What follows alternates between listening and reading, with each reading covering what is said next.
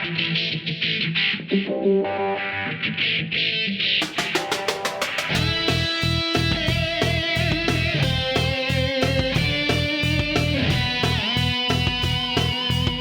is Software Engineering Radio, the podcast for professional developers, on the web at se-radio.net.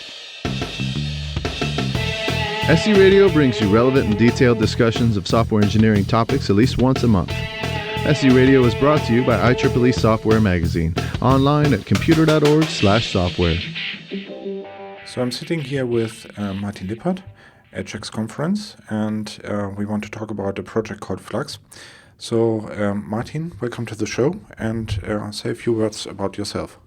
Hey, welcome. My name is Martin Lippert. I work for Pivotal. That's the company behind Spring and Groovy, Grails, RabbitMQ, Redis, Cloud Foundry, and a few other awesome projects, I think. And I'm working on the Spring tool suite, so I'm kind of one of the tooling guys inside Pivotal. And in our team, we do all these Eclipse integrations for project XYZ, like Spring integration for Eclipse and Gradle integration and Groovy integration and things like that. And I'm also thinking about this kind of next generation tooling and where should the developer tooling, where should that be in a few years from now? Okay, sounds quite interesting. So, and we want to talk about this project called Flux. So can you say a few words about that project, what the goals are, why you decided to do it, who's behind it, and so on? Yeah, sure. Project Flux is a new project at Eclipse. So it's an Eclipse project just being created a few weeks ago. And the idea behind Project Flux is it tries to solve two different problems at the same time. And one problem is we are thinking about moving developer tooling into the cloud, so a little bit away from the traditional desktop IDE into something that's browser-based, cloud-based. And we do not know exactly at the moment how this developer tooling will look like in the future. The feeling that we have is it will not exactly be the desktop IDE just running inside a browser window. That doesn't make much sense, I think, even though you might see some of those approaches in cloud-based IDEs at the moment that are emerging. But I think it's not the exact right idea for designing and implementing developer tooling for the cloud. And with Project Flux, we are trying to give an answer to that in combination with how should this cloud-based developer tooling be implemented. So that's the first thing we're trying to solve. And the second thing is that if you take a look at existing cloud-based developer tooling, you usually have the situation that you have to decide whether you would like to continue to use your existing desktop IDEs and desktop tools, or you jump over the wall and you use tools that are running inside the cloud. And in that case, everything is inside the cloud. Your files are inside the cloud, other tools are inside the cloud. The only window to access all that stuff is a browser window, usually. So there's something missing in between, because typically these cloud-based IDEs, they are not yet as feature-rich as existing desktop IDEs. They maybe do not support the languages you would like to use, and you would have to throw away all your local files and all your local tools, right? So you would maybe miss your command line tool and things like that. And I think this either-or decision is not the right way to approach this problem. And therefore Project Flux is building a bridge between the desktop IDE and cloud-based developer tooling, so that we have a very smooth migration path from today's desktop IDEs doing Java development towards cloud-based IDEs or cloud-based developer tooling that might also already support Java to a certain degree or more in the future, or support different languages, but you can decide every day what tool to use, and you can switch between both worlds in a very seamless way, so that you can work in the end with both tools on the same project at the same time if you want, and you do not have to decide which way to go, right? And then you leave everything behind. Kind of the vision behind it is maybe that you just start, or you continue to use the desktop IDE, and then you start using a little bit of the cloud-based tooling in addition to that, a little bit more over time, and maybe one day you wake up and think, oh, wow, I haven't started my desktop IDE whole week. That must be a good sign, maybe, that I can use the cloud-based tooling only, maybe. Or maybe we do not end up there. Maybe we stop somewhere in between and say, oh, for certain tasks, it maybe still makes sense to use in desktop IDE and desktop tooling, and you should be able to continue to do that in addition to cloud-based tooling. And Flux is building this bridge between that. It merges those two worlds together into one view, into one kind of system, and it doesn't make a huge difference if you use cloud-based tooling or your desktop IDE for your projects. It becomes kind of the same, and you can move forth and back and migrate very smoothly between those two worlds. And those are the two challenges we're trying to solve with Project Flux. And we started that project a while ago inside Pivotal when we thought about what should come next after desktop IDEs, where should we go. We did a bunch of prototypes and tried out different things. So we worked on this project called Scripted, where we did a JavaScript editor for a browser. And there are other projects in that area like Eclipse Orion and other things. And we always thought that, it's pointing towards the right direction, but it's not really solving the exact right problem. And with Flux, we have now the feeling, and the first feedback that we got is, oh, this is exactly pointing into the right direction and doing the exact right thing. So that's I think, a brief overview about what Flux is and what Flux is about. Okay, so as you said, it's a bridge between my desktop IDE and cloud-based tooling. So what do you imagine could be the first cloud tool that I would use? I mean, would I do my compile step in the cloud, or would I somehow run the debug in the cloud, or what do you imagine would that look like? Where are the components that I integrate, and how does that work? Yeah, the idea and the prototype that we implemented for Project Flux at the moment is that you continue to use your desktop IDE as it is, right? There's no need to change anything. In addition to that, you can connect your project to the cloud. And this is something like, let's say, like Dropbox for code. So everything stays locally on your hard drive. It's all on your machine. But in addition to that, it's kind of mirrored and synced to the cloud, so that you can, in addition to work with your desktop IDE on your local files, you can also open up a web browser and edit your code and browse your code. And that, I think, is kind of the first step, right? So you can just open a web browser from anywhere in the world and look at your code and edit your code. And in addition to that, enhancing this code editor that's running inside the browser window will be, I think, the next step. And we already did a few things towards this kind of more advanced code editing to support advanced languages like Java, so compiled languages, not these kind of scripty languages where you usually don't have much tooling. So that you are able to edit your code in kind of the same way as in your desktop IDE. So while you're typing, you're getting errors and warnings, you get content assist all the time, and real Java content assist, for example. And you can navigate, you can do refactorings, you can jump to different files, you can jump to the declaration, all of those nice features that you really like. Even quick fixes for, there's an error, I get quick fixes. And getting all that in a real time fashion, so that it really feels like an awesome code editor that's running inside the browser window that I'm not aware of that does exist at the moment for these kind of compiled languages for a browser-based environment. And I think those will be the first steps, and the next steps will of course be supporting more languages and doing more sophisticated stuff that is maybe very interesting to do in the cloud, like executing unit tests all the time maybe, or working on a piece of code collaboratively, or connecting your things to a platform as a service environment where you can just deploy your stuff all the time from the cloud, and things like that. There are a lot of ideas, and I can chat about one or a few of those ideas in more detail later. But I think those are the first steps, I think, that we were trying to do, so that you can continue to use your desktop IDE. You start working on your code, browsing your projects in the web editor, and then adding more and more services to these webby world, so that it will be kind of, in the end, you should be able to do everything from the browser-based editor and from the browser-based environment. Yeah, it sounds like it's also a good idea to integrate those continuous integration platforms that you have and add them to that tooling. Is that something that you're aiming for?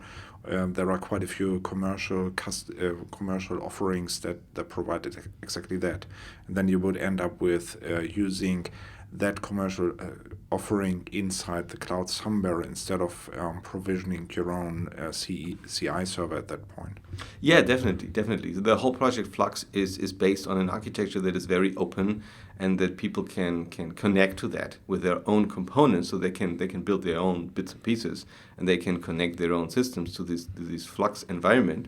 I can talk about the technical details later, but it's perfectly built for this setting that I'm connecting my project, I'm working on my code in the browser window, and someone else says, "Oh, I provide you with an additional service for your project. Like if you hit this button, it's automatically being pushed into the CI system, or it's automatically built, or it's automatically deployed to a platform as a service thing." And then not everything is being rebuilt for the cloud, because there are already existing tools like that. Or you're connecting your projects to Git repositories and things like that. Yeah, that's definitely possible, and something we're trying to build. This kind of it's more or less an infrastructure for connecting the different bits and pieces together in a cloud-based environment. Okay, so one of the questions, if you talk about cloud, it's usually also there are questions around data privacy. So what do you think about that? I mean, is that an issue? Because obviously you're sharing the source code with certain services that are out there and that are run by different people. So what about that?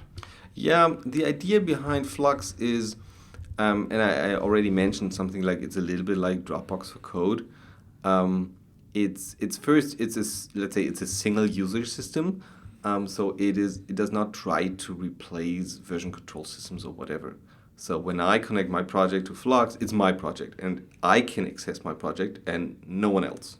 Even other people from my team, other members, they're not able to access my stuff, right? If they're working on the same project, they can connect their project as well, which is maybe the same, but they can connect their project as well, and they have their space. I have my space inside Flux, or inside this cloud environment.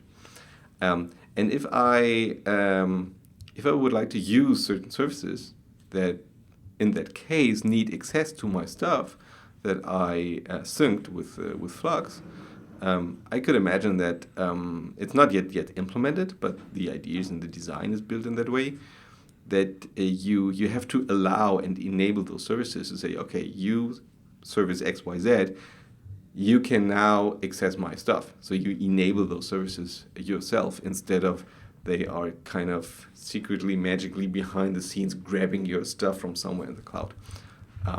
I think some of that, or bits and pieces of that, will be integrated and implemented in these basic fundamental infrastructure that we built for Flux.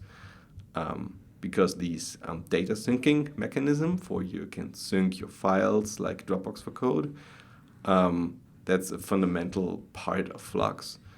And it's not only syncing files, and when you press save, the save is being synced and the change is being synced.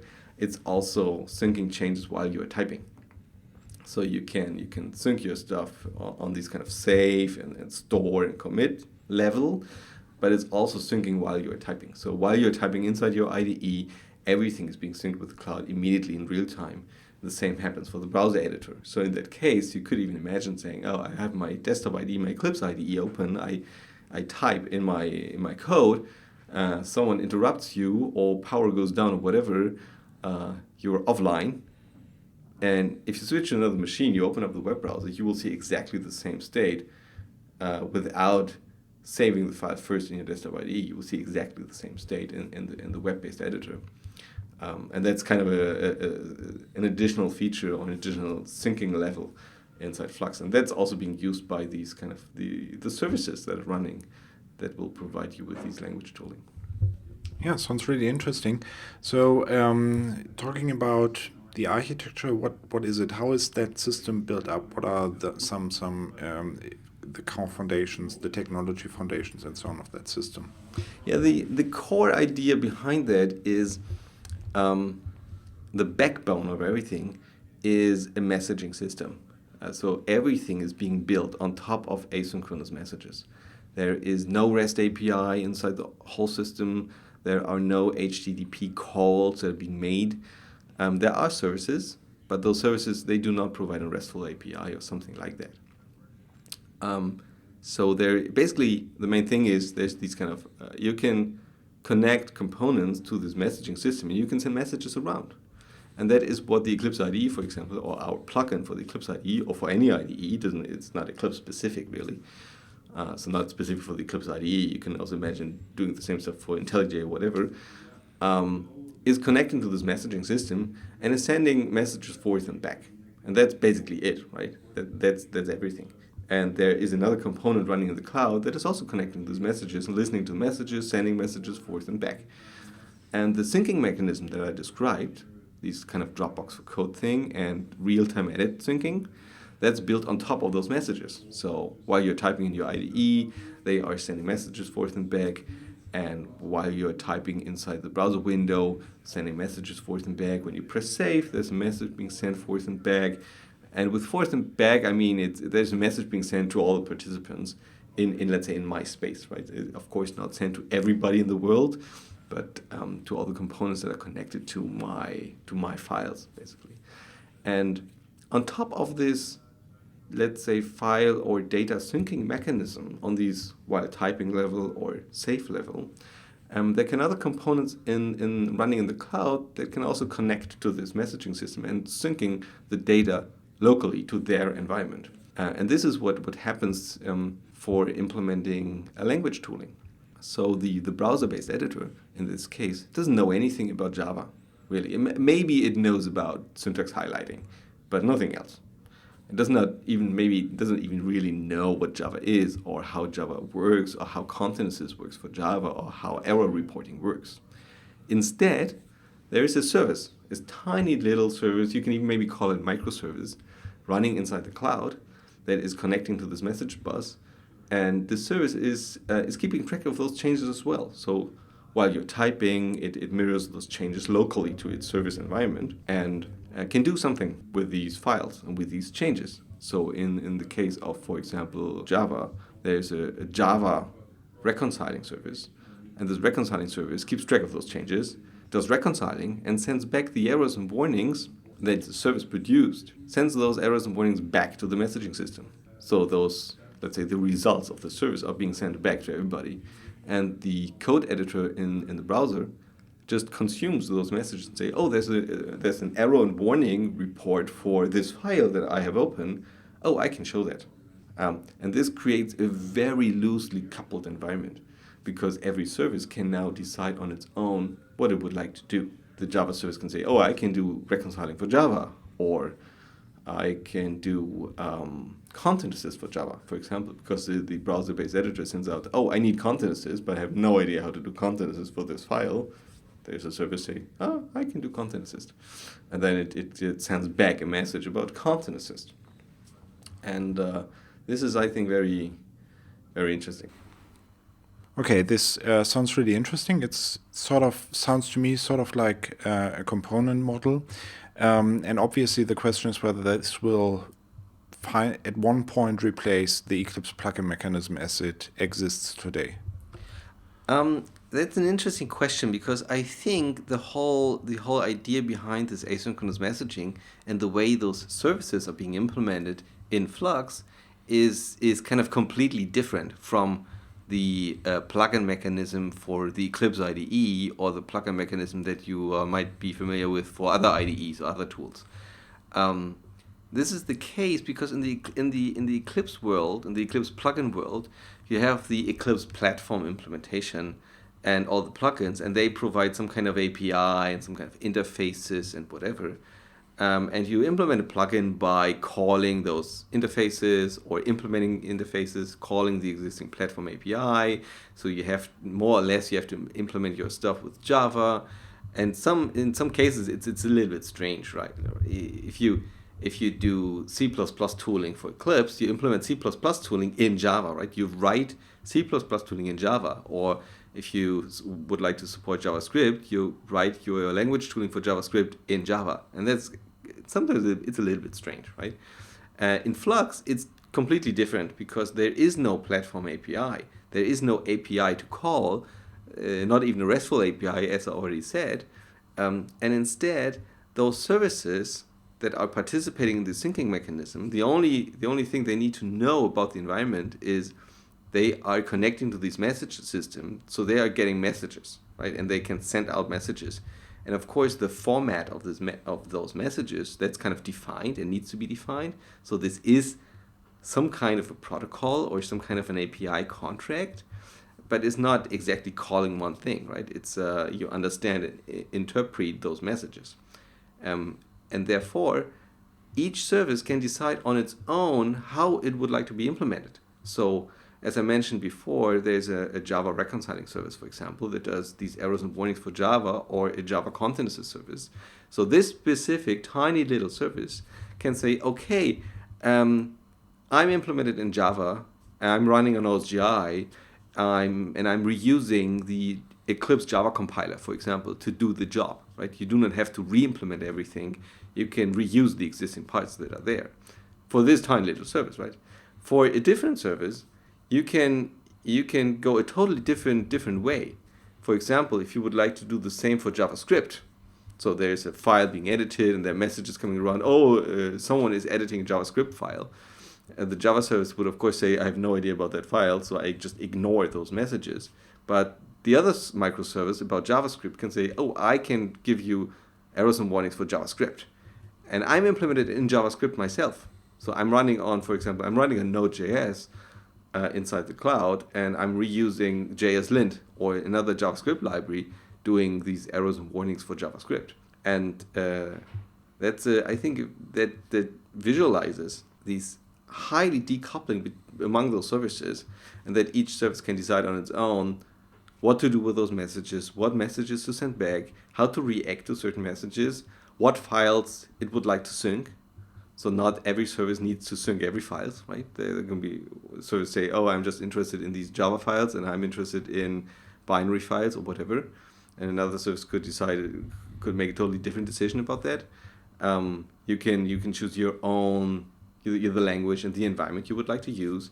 And you can even maybe host the service in a totally different data center if you want, because the only thing you need is this connection with a message bus. So for example, we talked before about connecting something like a CI system, for example, to Flux. So there could be a service listening to those messages and say, oh, whenever you press save, I trigger a CI build. And the service is not running inside the same, let's say, data center or cloud environment as maybe the syncing mechanism or the code editor. But it's running inside the data center of the company who is providing the CI build system, right? And it's just connecting to Flux so that they can take care about hosting and scaling or whatever, doing with this service, basically on their own, and decide how to implement that. And this is, I think, also very interesting for supporting all these different languages, because you can implement a service that's able to do Java tooling, another one can do JavaScript, a third one can do Scala, a fourth one can do whatever.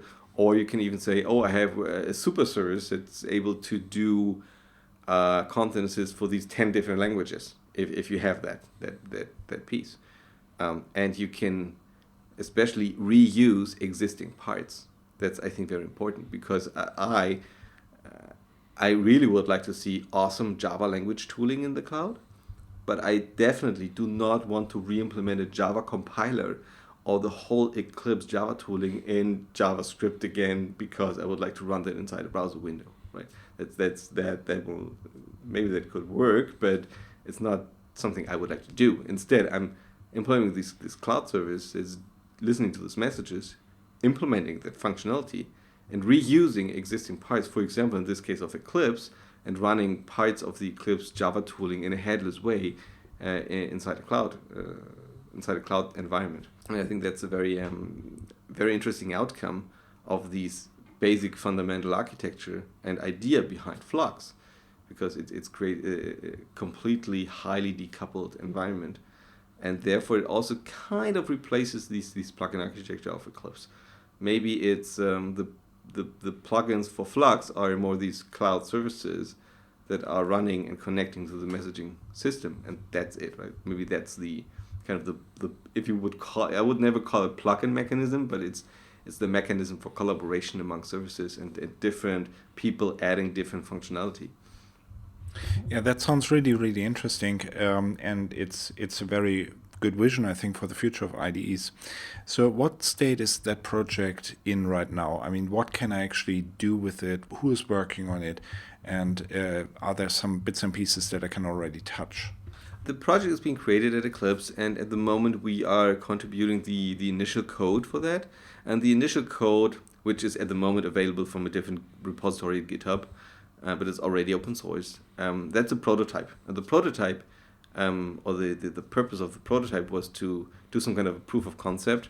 So the prototype is able to sync projects with the cloud from your existing desktop Eclipse IDE, doing live edit changes, and is doing a little bit of Java language support for errors and warnings, does content assist, does navigation, and rename it file.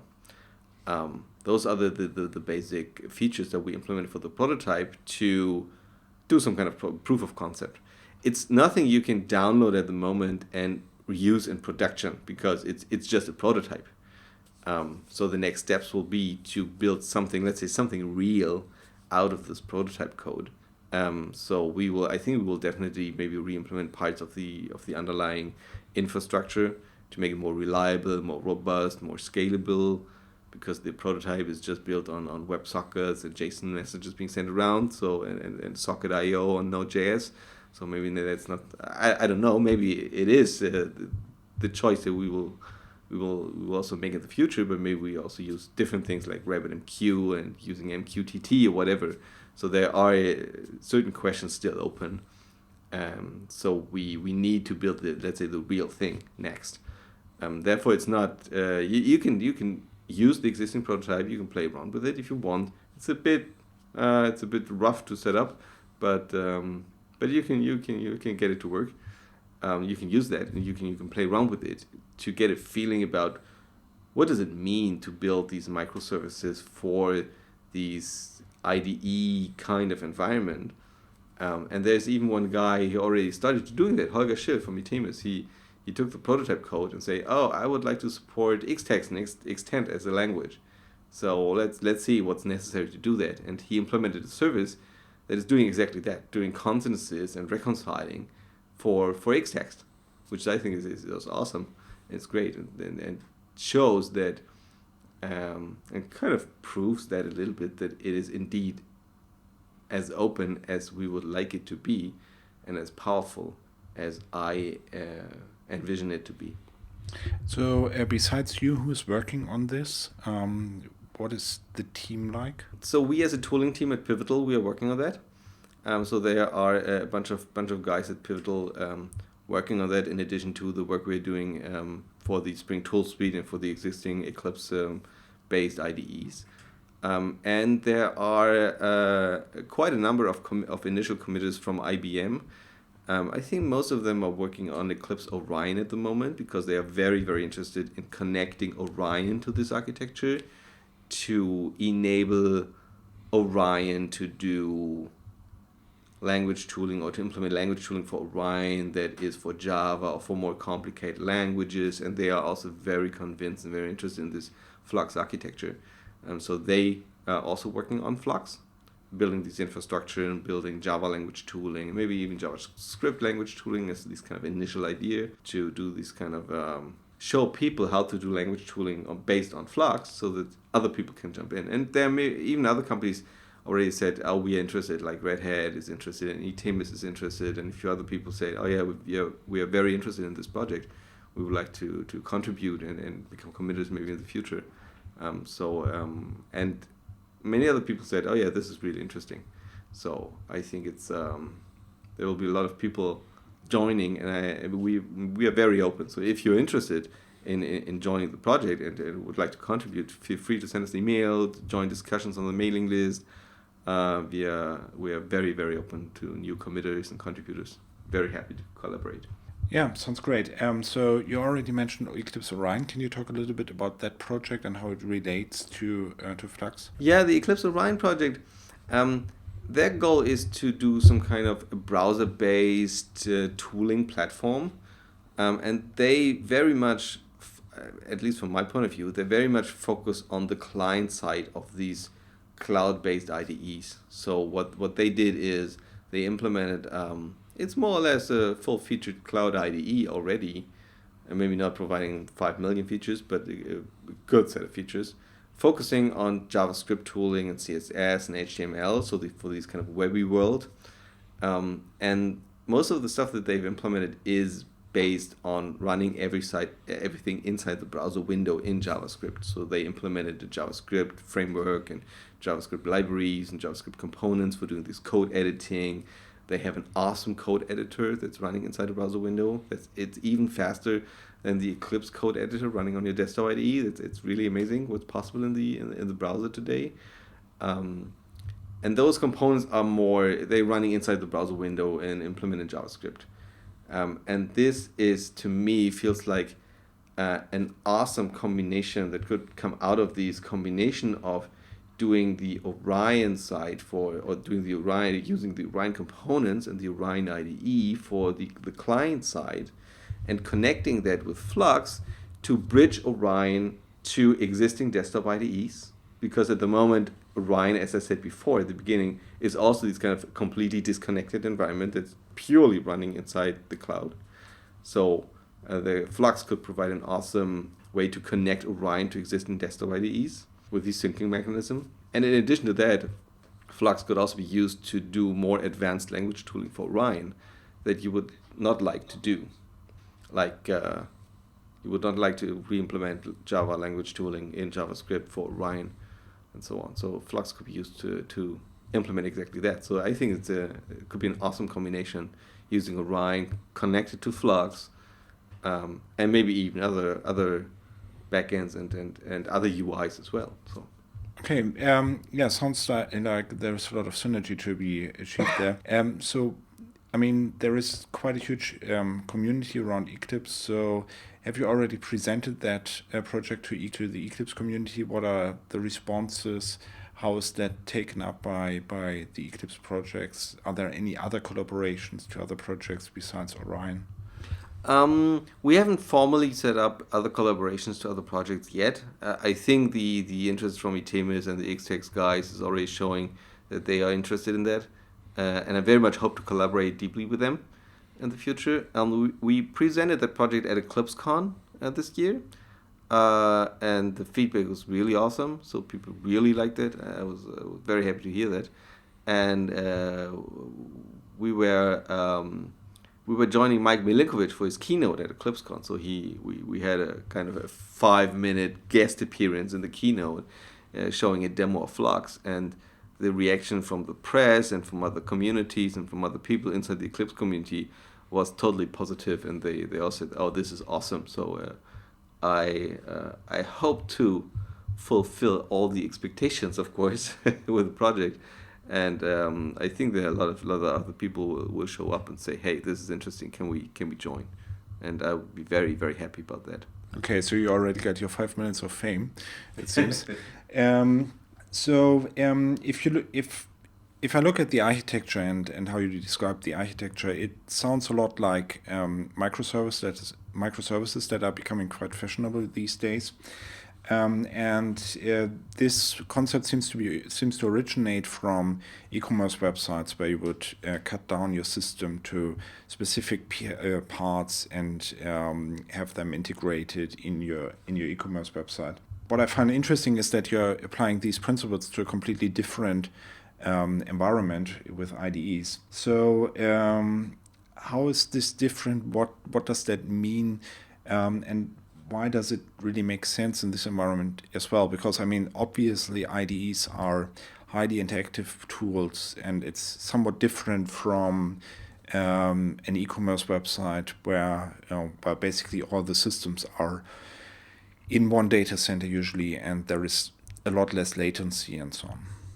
Oh yeah, that's a big question. I think that first of all, the fundamental idea behind microservices is about cutting down your existing e-commerce system or your existing enterprise system into small bits and pieces, and and make that available as individual pieces of functionality, that totally makes sense. And I think we are kind of trying to do the same with the existing IDEs, right? We are building these microservices, and we are trying to reuse existing parts that already exist. And I think it doesn't make sense to throw everything away that we have at the moment in desktop IDEs, because they have, 20 years of experience for doing awesome Java language tooling or language tooling for other languages. So it definitely makes sense to reuse that. So therefore, I totally follow the same line with these microservices for Flux, right? Cutting down existing desktop IDEs into small microservices, maybe implementing new microservices, using different libraries, combining that with other existing libraries, and reusing a lot of code instead of re-implementing everything. And to me, that makes total sense. And decoupling those bits and pieces also makes a lot of sense, because as usual in software engineering, decoupling is usually a good idea, right? What I think there's still a difference between these microservices that are discussed at the moment so famously, because usually people associate with a microservice, there's some kind of an API that you call from outside, right? So there's a service, that service provides a certain functionality, a certain feature, provides you with a specific API, maybe as a RESTful API or some other way. And then you call that, there's the service, you call it from the outside because it's there. With Flux, we do it differently, because we're doing it with these asynchronous messages. So it's more, a service is more opting into the system and say, oh, I'm interested in this. I can give something back. I can consume messages, and I can send messages back as a result. So there is no formal API contract between, for example, the code editor is not calling the Java service to say, hey, do something with this file. It's the Java service saying, I can do something for this file, sending back messages, and the editor says, I display those messages. The editor doesn't care about what service is providing these error messages, for example. And I think this is an interesting difference, because it allows us to decouple the system even more, which I think is very important in this case, because for IDEs and language tooling, you usually would like to be very open for different languages and different frameworks, and you would like to support 5 million different bits and pieces, and you would like to allow people to add more language support for different languages in the future without changing all the other parts, right? You would not like to change the editor just because someone would like to support Erlang or whatever for the system, right? And with Flux, you can just basically implement the Erlang microservice, maybe even in Erlang, who knows, connecting the system and then sending back those messages. I think that's a kind of a difference to what's usually being associated with microservices at the moment, but the fundamental idea about a microservice is, I think, very much the same. And to me, that totally makes sense for an IDE world. Yeah, and let me just add that, interestingly enough, even though REST is somewhat famous, in particular for microservices probably, it's really the case that there are quite a few other applications that also use this message-oriented approach as well. However, what I'm wondering is, what you're basically saying is it makes a lot of sense to have asynchronous message-based communication between parts that ultimately together form an IDE. But if you look at the Eclipse plugin mechanism, it's obviously based on interfaces and the USGI concept, including bundles and so on. So what do you think? Has this plugin concept somehow failed, or was it the wrong approach? Or it's to me, coming from an Eclipse perspective, you should really have taken that approach to the cloud, shouldn't you? Because that's what Eclipse ultimately does. So there must be some reason for you to shift to this different approach. Yeah, that's an interesting question, because I think the Eclipse plugin mechanism and the OSGI model underneath it, it's a totally awesome mechanism, and I think it was a huge step forward at the time it was invented for Eclipse. Was a huge step forward, because if you compare that to the IDEs that we had before the Eclipse IDE, They were these huge monolithic things that are built for one language, and if you would like to add tooling like, oh, I would like to support a JSP file, it would basically blow up the whole system because it could not really be implemented in that environment before Eclipse. So I think the Eclipse plugin mechanism was a huge step forward, and as you see from all the millions of plugins that are available, it was a huge success, and I still believe that's great, right? It also creates a set of problems, and there are certain challenges involved, like creating a unique UI experience and a good integration at the UI without screwing up context menus saying, oh, I have 5 million plugins installed and then I have 5 million entries in the menu and you need to scroll down or things like that. But I think that's not an issue with the mechanism itself, right? It's an issue with how do people use that, and how do people take care of the overall experience instead of just focusing on the one plugin that they are building. For Flux, we tried to do things differently, not because we were thinking, oh, the old thing doesn't work, but because we thought, let's try to attack this issue, this problem, this challenge from a totally different point of view and explore something totally different, to think about new ways to build stuff and new ways to do this. And especially in this cloudy environment, you have a lot of things are different, right? You have maybe a network in between. You have components running inside a cloudy environment. You would like to scale up cloudy components. You do not have these. There's one system and one user relationship. So you have the cloud service maybe should be able to serve thousands or hundreds of thousands of users at the same time. And I think that maybe that triggers our thought and made us think about, should we try to do things differently? And that's why we try to do things as a first step completely different, in a completely different way, to explore what could come out of that. And that's why we chose this messaging system, because we thought, oh yeah, this messaging might make sense in the communication between browsers and cloudy services. Let's try to explore that and try to go the extreme way to find out, does it really work, or is it just a crazy idea? And to me, it feels like this could really work in an awesome way. I think that's the reason. It's not saying anything against the Eclipse plugin mechanism or whatever. I think it's still an awesome idea for the purpose it was built for. Okay, excellent.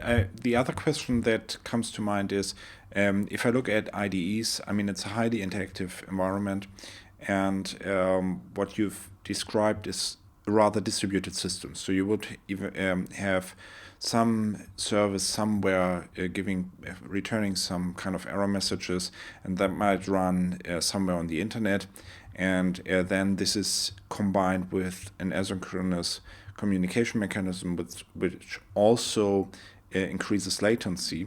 So I would be pretty afraid that you end up with a system with rather high latency that you cannot really afford to have a good experience for the user. So what do you think? Is that going to be an issue, or what do you think about it? I think it's going to be an interesting challenge, and we try to explore this space a little bit with the prototype. And what we found out is that even doing kind of content assist and errors and warnings for real-time editing, doing this with a service and with a messaging system that's running on some kind of cloud-provided infrastructure somewhere in some Amazon data center, connected with a crappy Wi-Fi at a conference, for example, to the system. Even in that case, it worked very nicely, and it provided a good user experience. Of course, there could be network latency issues in between. Like if the network is crappy and slow, you might not get the best experience out of that. That's correct. An interesting side effect is that you could there could be multiple instances of those services running in the cloud. And the interesting thing is if those instances of the service are running in different data centers, they can all work at the same time because they can all work in parallel, right? Which is completely different from desktop IDEs, where you have to build in these kind of parallel execution of stuff, right? They can all execute at the same time inside the cloud. And the first guy who sends back the errors mornings, that guy wins, right? So as a side effect of the architecture, without really building that as a feature into the system, as a side effect, if you are sitting in the US and there is the Java service is running inside the US Amazon data center East, and one is running inside West, and one is running inside the Asia data center, and they are all doing the same stuff at the same time, you would see the errors as soon as the first guy sends you that information back. So you would always kind of get the best experience independent of where you are. It still depends on the network, right?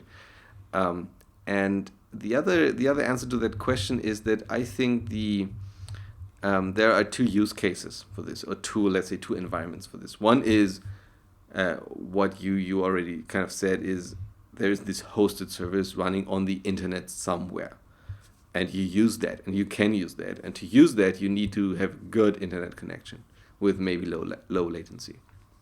But I think that's just one use case. That's maybe suitable for certain settings, but not for every setting, and maybe not for big companies. For big companies, I could also imagine and think that's very reasonable to do it differently, and follow these kind of the GitHub enterprise model, where you host the whole thing inside your own data center, inside your own company, inside your own network, right? And in that case, network latency is usually not such an issue, because you have a fast connection to your own data center, to your own network anyway, and you keep everything inside your company, so it's not going outside of your company, it's not going to someone else. You can host everything on your own. It's also giving you a little bit of answer to these kind of security questions. So are you afraid of someone else accessing your code? If you're hosting everything inside your own data center, you can be sure that it's only accessed by your employees and not by someone else. And that would also help to provide a good experience. But even in the case where we tried that from these crappy conference Wi-Fi, and even on a cell phone connection, this 4G cell phone connection, which usually has some kind of a higher latency than usual, even in that case, it worked, and it worked nicely. So that convinced me and other people who saw that demo, saying, this could be interesting. And the prototype that we used for that wasn't even optimized in any way. It wasn't optimized for small messages sent around, or less data sent around, or whatever. It was the prototype that you can download from GitHub. It's quite interesting, because we just had a discussion, I think even today, and I think what we basically agreed on was that for microservices, it's actually probably a good idea to have the microservice provide the graphical user interface, so that you can work around those latency issues. Because then, if you have like a vertical part of your system, including the graphical user interface, as one service, then you don't have a lot of pieces talking to each other. It's one request, HTTP request for that matter, would just be done by one microservice. And what you're saying is that even though the application has sort of a distributed layered architecture, it still works. Yeah, and I think what's an interesting detail about the Flux architecture with regards to these kind of exchanging data and so on is that there are different levels, right? And there's the editor, and the editor is working on code, and whenever you change something, it sends over the code to a service. The service is analyzing the file and sending you back the information. That's not the case, right? Instead, it's synced all the time, independent of what you're trying to do next, so that each service has all the time the latest state of your resources synced with this mechanism.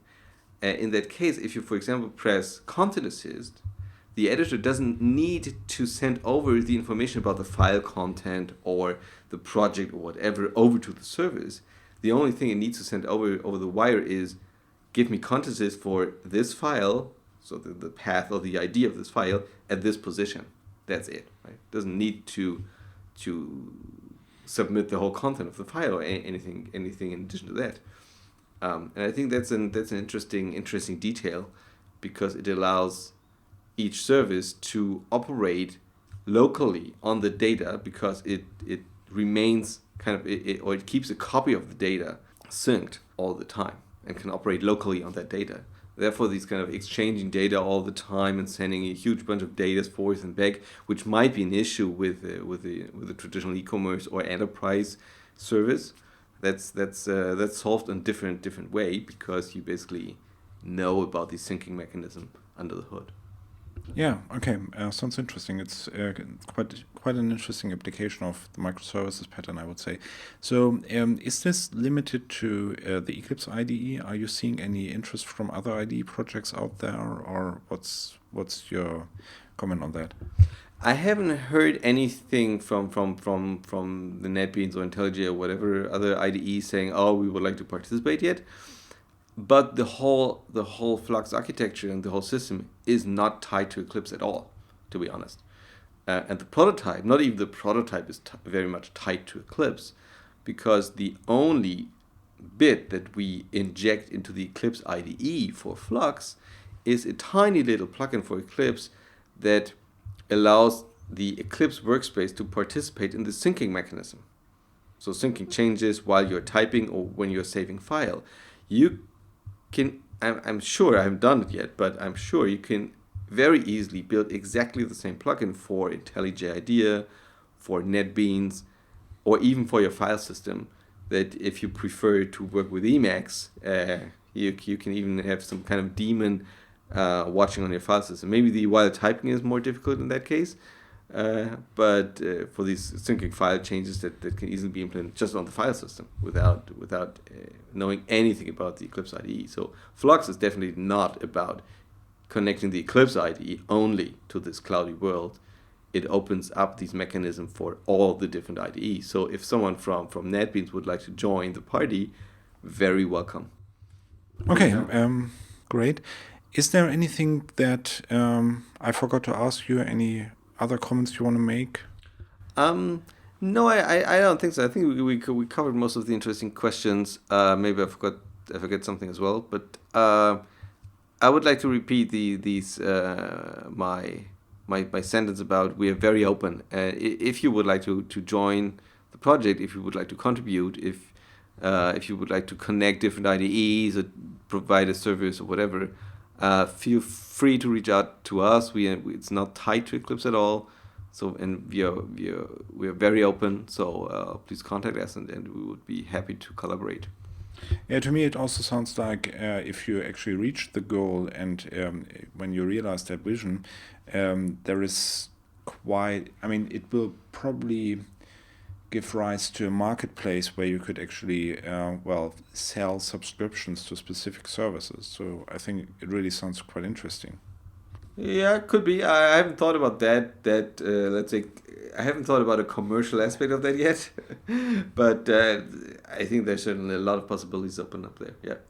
Okay, thanks a lot for talking to us, and it's great to have you on the show. Thank you. Thank you. Thanks for listening to SE Radio, an educational program brought to you by IEEE Software Magazine. For more information about the podcast, including other episodes, visit our website at se-radio.net. To support us, you can advertise SE Radio by clicking the Dig, Reddit, Delicious, or Slashdot buttons on the site, or by talking about us on Facebook, Twitter, or your own blog. If you have feedback specific to an episode, please use the commenting feature on the site so that other listeners can respond to your comments as well. This and all other episodes of SE Radio is licensed under the Creative Commons 2.5 license. Please see the website for details. Thanks again for your support.